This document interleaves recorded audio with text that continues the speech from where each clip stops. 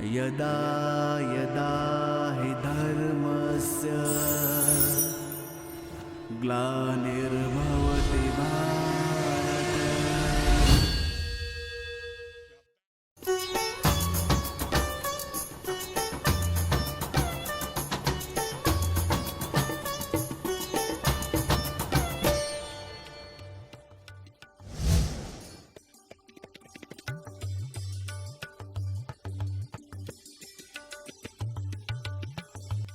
ओम शांति।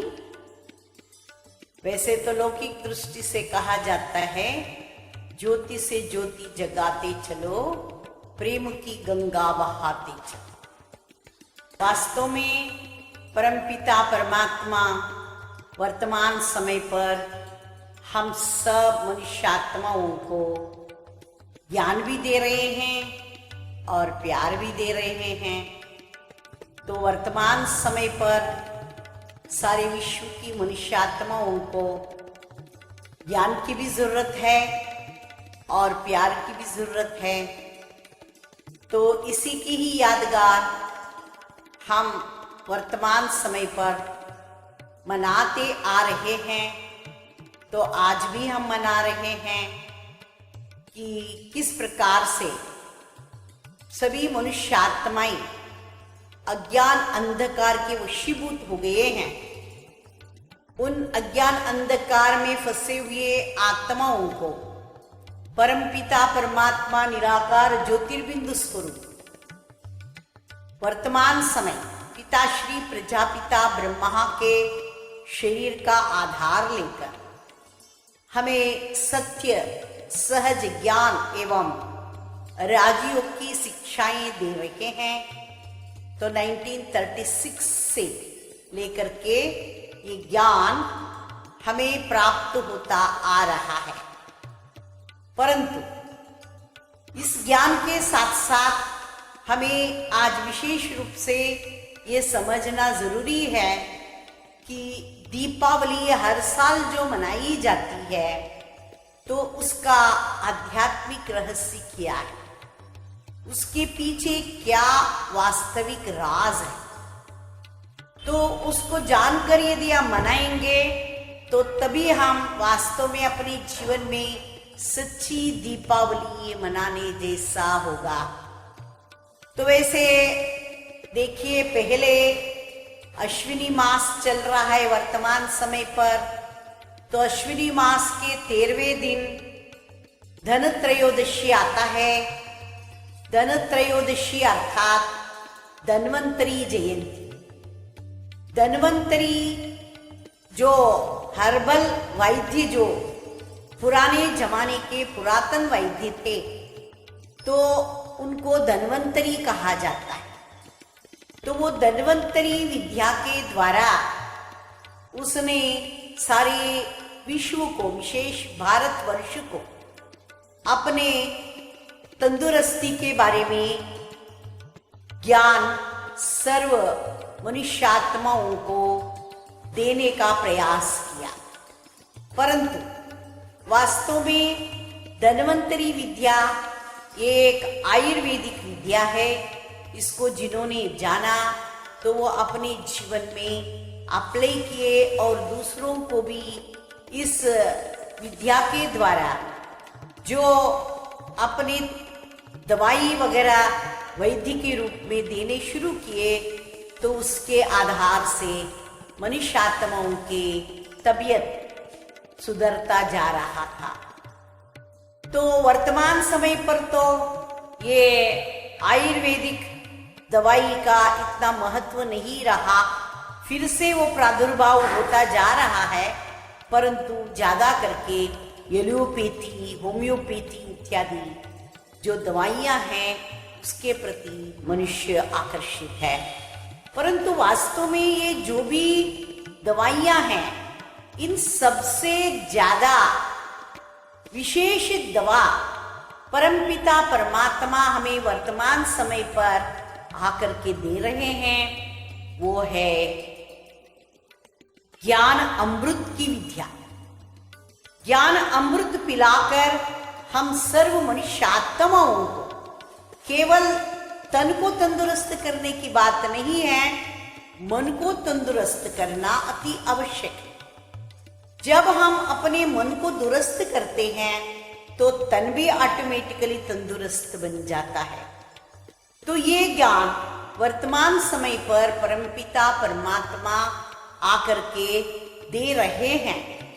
तो इसी का ही यादगार, जैसे पिछले कल्प में भी परमात्मा ने ये ज्ञान हमें प्रदान किए थे, तो उसी के यादगार हम लोग हर साल दीपावली के समय पर तेरस अथवा धनत्रयोदशी मनाते आ रहे हैं।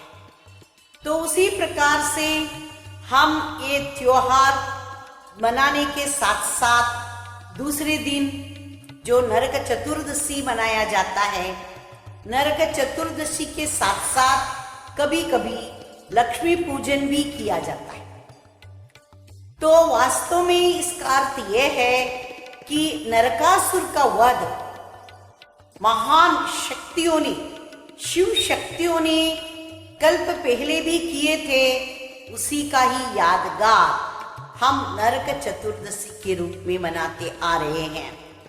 वास्तव में इसका राज यही है कि वर्तमान समय पर इस कलयुग के जमाने में सारे मनुष्यात्माओं की वृत्तियां आसुरी वृत्ति के समान बन गया। तो ऐसे आसुरी वृत्ति के जो लोग हैं उनको ही, उस गुण को ही, उस अवगुण को ही असुर कहा जाता है।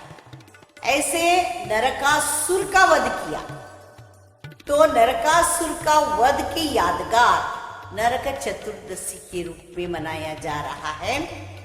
और उसी टाइम पर लक्ष्मी का पूजन भी होता है। तो लक्ष्मी यानी धन की देवी, जैसे सरस्वती विद्या की देवी है, पार्वती दुर्गा शक्तियों की देवी है, उसी प्रकार से लक्ष्मी को धन संपत्ति की देवी माना गया है।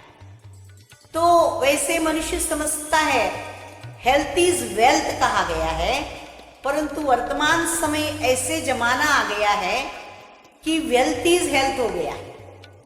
तो जिस कारण से मनुष्य सोचता है जो धन की आद्य देवी लक्ष्मी की आराधना हम करेंगे तो हमें अतिचार धन संपत्ति प्राप्त कराएगी। इस दृष्टि से विशेष रूप से इस दुनिया के, विशेष भारतवर्ष के भगत लोग आज के दिवस लक्ष्मी की आराधना करते हैं, महालक्ष्मी की पूजन पाठन करते हैं, व्रत नियम आदि रखते हैं, स्तोत्र आदि उच्चारण करते हैं, पूजा पाठ आदि करते हैं, नैवेद्य लगाते हैं, उपवास व्रत भी कईयों का रहता है। तो इस प्रकार से महालक्ष्मी की भी पूजा की जाती है।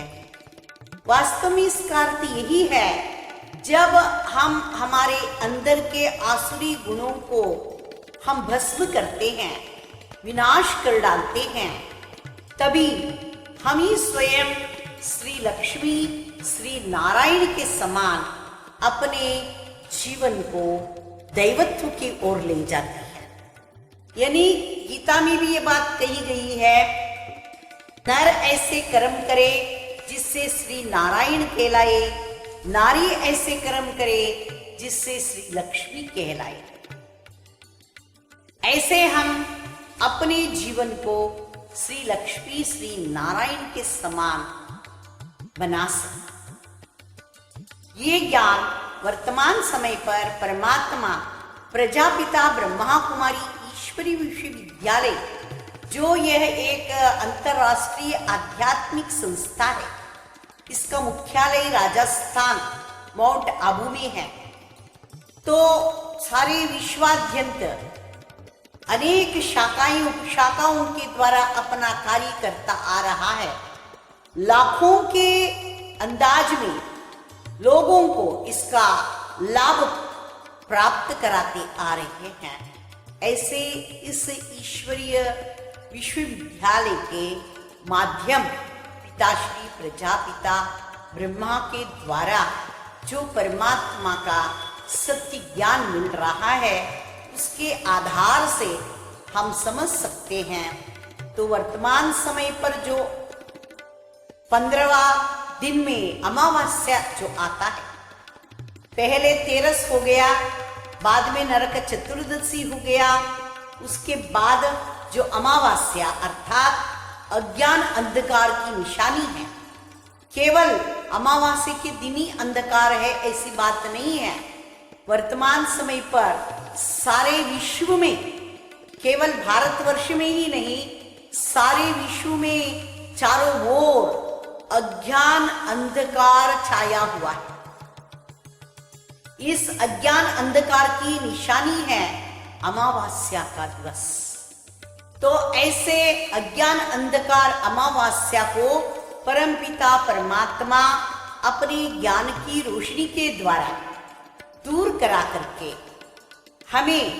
हम आत्माओं को फिर से प्रज्वलित करते हैं, आत्म ज्योति को जगाते हैं, जगमगाते हैं। तो उसी की यादगार फिर बाद में पहले जो अश्विनी का मास पूरा हो जाता है, कार्तिक मास का पहला दिवस जो शुरू होता है, उस दिन बलि प्रतिपदा के रूप में मनाया जाता है, जिसको पाड़वा भी कहते हैं।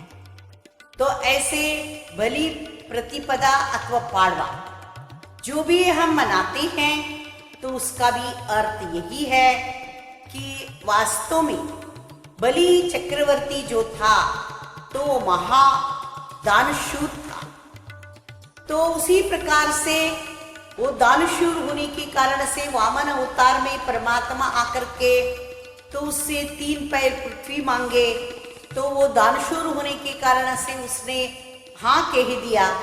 तो एक पांव पृथ्वी पर, एक पांव आकाश में डाल दिया, परंतु अभी तीसरा पांव कहाँ रखे, तीसरा कदम कहाँ रखे?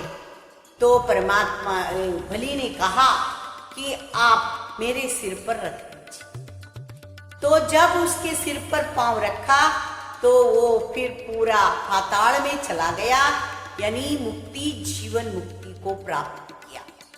उसी अनुसार हम भी परमपिता परमात्मा के जो मनुष्य आत्माएं जब परमात्मा के सत्य ज्ञान को प्राप्त कर लेते हैं, तो तभी हम भी परमात्मा के ज्ञान धन का दान करने के लिए शुरू कर देते हैं। तो परमात्मा हमें वो दान जितना हम करते हैं, उतना हमारे से दान प्राप्त करके हमारे जीवन को भी श्रेष्ठ बनाते हैं, यानी हमें भी, हम आत्माओं को भी मुक्ति, जीवन मुक्ति प्रदान करते हैं। तो मुक्ति, जीवन मुक्ति का प्रदान करने का मतलब ये है कि हम इस कलयुग के अज्ञान अंधकार से निकलकर सत्युगी स्वर्णिम युग, हेवन, स्वर्ग, जन्नत जो भी कहा जाता है, तो उस दुनिया में हम जाकर वहां पर सुख, शांति, संपत्ति, समृद्धि का राज्यभार करना शुरू करते हैं। तो जिसी को ही कारोनेशन डे कहा गया है, जिस समय पर लक्ष्मी और नारायण का राज्य गद्दी पर बैठने का शुभ दिवस कहा जाता है। तो ऐसे जो शुभ दिवस सतयुग में शुरू होता है, उसी को ही दीपावली के रूप में मनाया जाता है। यानी जब सारे विश्व में इस आध्यात्मिक ज्ञान को प्राप्त करने वाले आत्माओं को जब उनकी आत्म ज्योति जग जाती है और वो स्वयं दूसरों की भी आत्म ज्योति को जगा करके सारे विश्व को रोशनी युक्त बना लेते हैं, रोशनमय बना लेते हैं, तो तभी सारा विश्व स्वर्ग बन जाता है, स्वर्णिम दुनिया बन जाती है, जिसको ही राम राज्य कहा जाता है, जिसको ही ब्रह्मा का दिन कहा जाता है।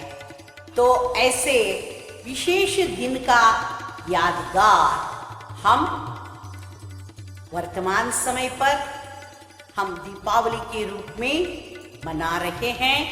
तो ऐसे विशेष दिवस का महत्व को हम जानकर हम स्वयं अपने आत्म ज्योति को जगाकर अन्य आत्माओं की ज्योति को जगाने का हम पूरा पुरुषार्थ करें। उस तीव्र पुरुषार्थ के आधार से हम भविष्य में सचमुच हम उच्च पद को प्राप्त कर ही सकते हैं। इस शुभ कामना और शुभ भावनाओं के साथ मैं आप सबको, हम सारे सोलापुर सब जोन निवासी दैवी परिवार की तरफ से बहुत बहुत हृदयपूर्वक मैं शुभेच्छा अदा करती हूँ और आप सबको विशेष दीपावली की बधाइयाँ देती हूँ। ओम शांति, ओम शांति।